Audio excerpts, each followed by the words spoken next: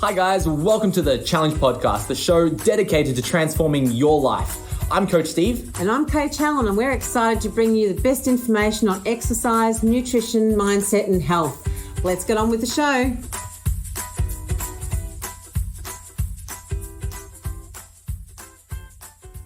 What's up guys, Coach Steve here and welcome back to another episode of the Challenge Podcast. In today's episode, I want to take you through 3 life lessons that you can learn from lifting weights. So these are lessons in weightlifting that you can apply to your life, or if you already know these things, you could apply them to weightlifting. So firstly, let's talk about weightlifting or lifting weight. When I say weightlifting, I'm really referring to resistance training. So resistance training meaning, you've got a load and you're putting that load on your body. So that could mean that you are doing the challenge, you're trying to get healthy. Maybe you're a pro bodybuilder, maybe you're a powerlifter, maybe you're an Olympian, a strongman, or maybe you're just a sports player and you're doing resistance training. So these are life lessons that you can apply from your time lifting weights. Now, when we think about lifting weights, often we start to make these images in our heads or these narrative in our heads that's a very grunty type of a thing. It's a very strong and you need to be very bold to lift weights. And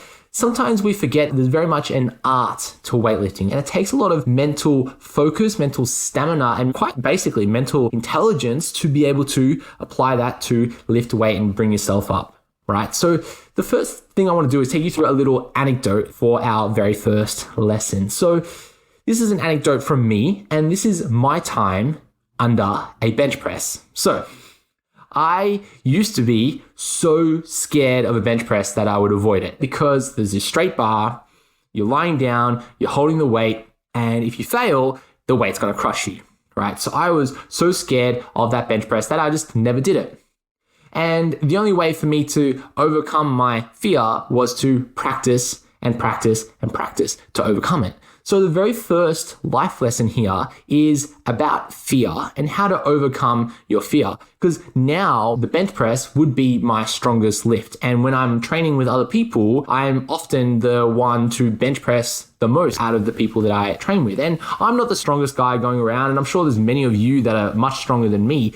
But the point here is that my fear, what was once my genuine gaming anxiety, I was too scared to do it, is now one of my strengths, is something that you can apply to your time in weightlifting, or I guess you could find it in aspects of your life. So maybe there's something that you are genuinely afraid of, you're fearful of it, and that might be something as simple as having a conversation with a coworker, an employer, an employee. Maybe you're having a conversation with a friend or a family member. Maybe you want to change jobs, change careers, and you might have a genuine fear to do something. But sometimes we can use that fear as almost like a compass. It's like our guiding star, because something that we are afraid of and we're fearful of might be something that is really one of our strengths. And I guess you can sit there and really start to think about it and go, okay, well, what am I actually afraid of, right? Are you afraid of injuring yourself? Which I was, and yeah, okay, I was afraid of injuring myself. But really what I was afraid of when I was doing the bench press was I wasn't scared of the bench press. I was scared of failing on the bench press. So I was afraid of failure, right? And I think sometimes this fear of failure causes us to stop doing something or not attempt something, right? So let's say you in weightlifting, you're going to go for a max deadlift of, let's say, 100 kilos, right? You might have so much fear that you will never get there, or you might have so much fear of failing that you don't want to practice the deadlift anymore. You don't want to load up 100 kilos on the deadlift because you're going to fail it. And you might find that you have the strength to complete that movement and then some more because you just have this fear. So the first life lesson here, guys, is to acknowledge the fear and try to think about what's on the other side of that fear, where you really start to stop and reflect and go, hey, okay, what am I actually afraid of here? Am I afraid of the thing that's in front of me or the thing that's behind that thing in front of me? So what I mean by that is that this idea of me on the bench press, am I afraid of the bench press crushing me? Well, yeah, but I'm not afraid of the bench press. I'm afraid of failing on the bench press, which once I made that realization, I took a few steps to have some spotters with me, or I learned how to set up a bench press so that I had some safety arms with me. And then now I'm able to bench press. I understand where my limit is now. So then I'm never in a position where I'm going to fail, and I know how to actually eject if I need to. So, there are some ways that you can eject from a bench press without crushing yourself, even though you don't have a spotter. But I guess as you become more advanced, you understand your limit better so that you never put yourself in a position where you could fail and eventually hurt yourself.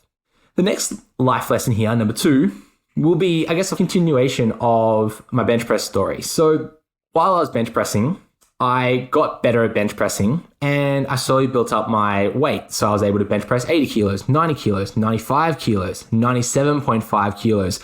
But it took me so long to get to 100 kilos in a bench press. And what I found was just the concept of a number to me was enough of a barrier mentally to stop me from completing the bench press at 100 kilos. So for me, I created a mental barrier that stopped my physical performance. And it took so long for me to overcome this barrier of a number that it was frustrating. And that frustration just caused a loop. And every time I would put on 100 kilos, no matter what combination of plates or people trying to trick me with changing the plates and such like that, every time that I thought it was close to 100, I would mentally make it harder for myself to complete the movement. And it wasn't until that day that I did get 100 kilos, which is actually life lesson number 3, but we'll get to that in a moment. But the day that I did get my 100 kilo bench press, it was great. I was ecstatic. And you know what? 2 days later, I did 105. And the next week, I did 110. So what happened was I had the physical strength to complete more than that, but my mental barrier, this self-talk that I had, was stopping me from completing a heavier bench press than I actually did. And I'm actually going through something very similar right now. So right now, in the time of this recording, in Melbourne, we're in ISO 2.0. So COVID isolation 2.0. And I'm training in my garage and I've reconnected with weightlifting, as in Olympic weightlifting. And I've done quite a bit of Olympic weightlifting when I was younger, back in the CrossFit days of, 2011, 2012 time. And while I was training then, I had the same struggles of 100 kilos. So I would get 90 kilos, happy days, easy, 95, happy days, easy, 97.5, bit of a struggle. I'd get there, 100 kilos, could never do it. To a point where I gave up, right? What actually happened was I missed a catch and it fell from my shoulders, landed on my lap and pinned me to the floor, and I had to have 2 guys come up and lift the weight off of me. So that kind of caused a little bit of a fear in me, right? But every time I got to that number, I was scared, right? And now when I'm weightlifting, I was able to get 100 kilos quite easily. And today I was able to do 120 kilos quite comfortably. But what I learned from that was this concept of commitment. So when you're underneath the bar, when you're about to do a lift, you can't have any doubt. You can't have this mental barrier stopping you. You need to commit to that lift so that you can give it your all. And I think this is really highlighted in anyone who's done any Olympic weightlifting or powerlifting or any sort of strength sports where you've got a bar in front of you or a load in front of you, and you mentally need to commit 100% to that movement or you're not going to get it. And if you've done any sort of sports in general, let's say 100-meter sprint, a high jump, any sort of athletics, maybe in high school, any sort of team sports, if you don't commit to something, you're never going to get there. So the second life lesson is all about this self-talk and this mental barrier and thinking of ways to overcome this mental barrier. And I want you to think about times in your life where you've maybe talked yourself out of things. Maybe you've had this self-talk and you've created this false barrier which stops you from performing to your peak.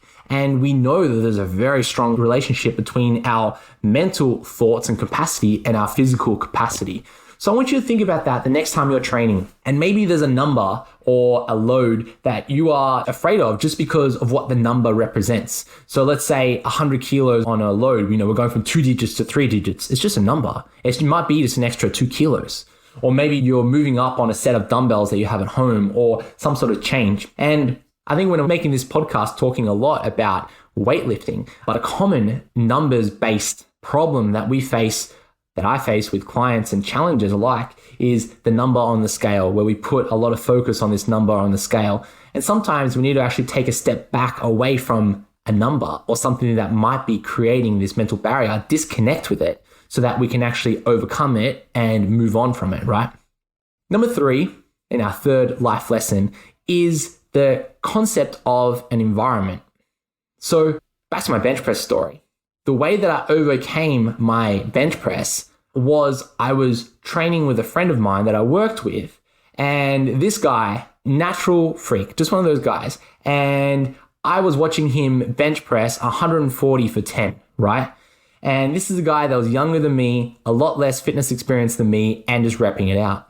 So in this moment, in this environment, I was like, hey, if this guy can do it, I can do it too. And what actually happened was I was able to break through that 100 kilos. A couple of days later, I was able to do 105, and a week later, I was able to do 110.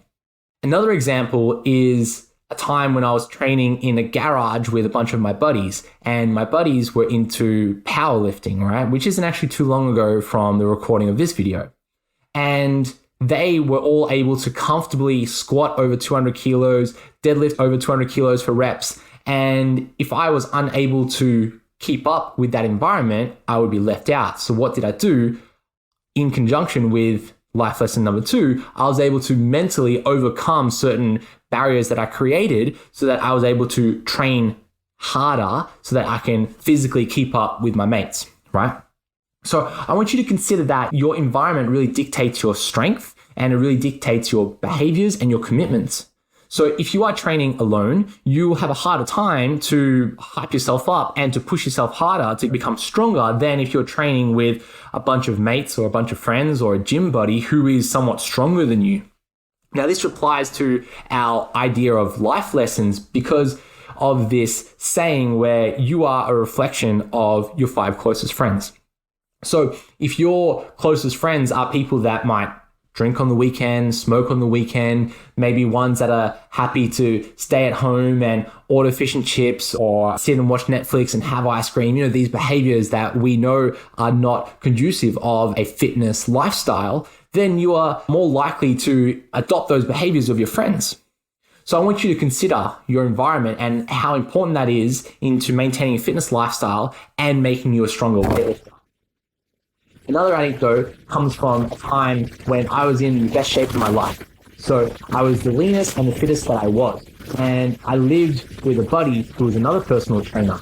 And neither of us were on a strict diet. We were both eating ad hoc and having this flexible diet. We weren't really following a strict training program. We just kind of trained. And lucky that we had a garage gym, so we trained with each other. But what ended up happening was both he and I lost crazy amounts of weight because this environment of our house, this environment of the gym where we're almost competing with each other, we're able to get stronger, fitter, leaner without really thinking about it. So in summary, you are as strong as the people around you. And that applies to weightlifting, and that also applies to fitness, bodybuilding, and it applies to your lifestyle. As a bonus life lesson here, I think when we're considering our health, when we're considering our fitness, when we're considering our performance in sports, and then also our performance in life, in business, with our relationships, with our social lives, with our family, it's important to take a moment to reflect. Now, when we're talking about reflecting, that really comes back to this idea of right now, maybe after you listen to this, is just to sit and think about and reflect on what happened during those times. Now, when you're going through your weightlifting process, a great way to reflect is to actually record yourself and then you watch back the moment. So then what will happen is, you might record yourself doing a squat, a deadlift, a bicep curl, whatever movement it is. Once you've completed that movement, you could then watch the movement and then almost self-coach yourself and go, oh, hey, that looked great. Or, oh, hey, that wasn't as great as I thought it was. Or, yeah, that moved really well and it felt really crappy. Or whatever's happening, you can sit and reflect and go, this is how I'm going to get better next time. In life, I guess we can't always film ourselves in life unless you're on Instagram or TikTok or whatever like that.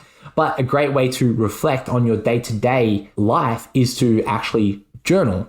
So take some time, maybe after this podcast, to stop and think and write down. And you can journal as simply as a non-structured narrative of the day. I did X, Y, and Z. Maybe you want to answer some questions that you set for yourself. So maybe, one win for the day, one thing that you can improve on, and then, what are you going to do tomorrow to make yourself better? And then you're finding a way to stop and think and reflect and go, hey, these are the things that I did good. These are the things I did not so good. These are the things I did greatly. These are the things I did poorly.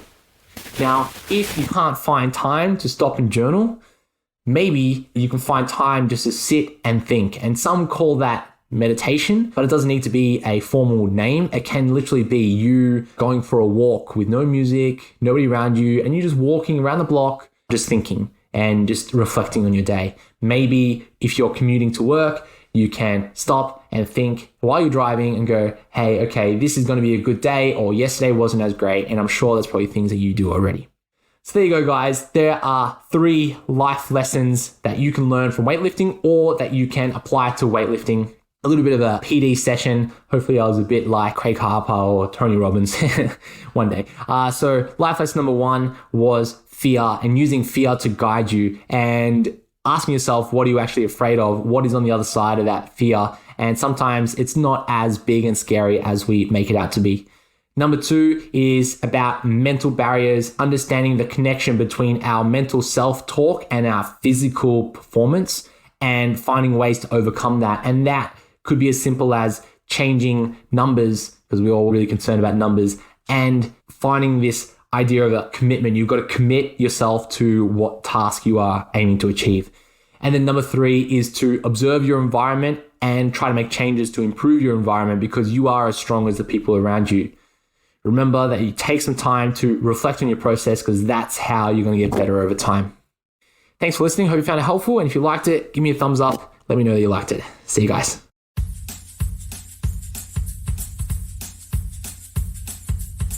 Thanks for listening, guys. If you like the show, share it with a friend or leave us a review on iTunes to help us spread the good word. See you next time.